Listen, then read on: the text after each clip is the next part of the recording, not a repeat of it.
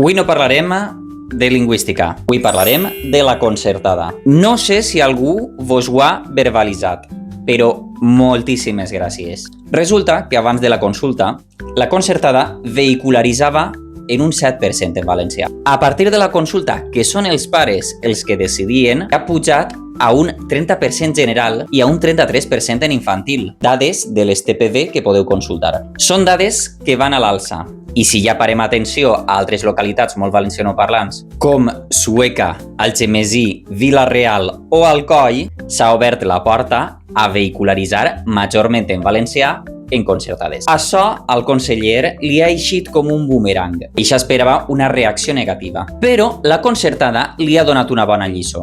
I sabeu per què? Perquè el valencià no entén de classe social, perquè el valencià no entén de color de pell i perquè el valencià no entén d'orígens, perquè el valencià és de totes les persones que viuen en esta terra i perquè el valencià és voluntat d'arrelament, útil, instrumental i obri oportunitats laborals. I molta gent de la concertada ha votat el valencià de la mateixa manera que molts valencians de comarques castellanoparlants també han dit sí al valencià perquè mos sentim valencians. Gracietes. Au, cacau.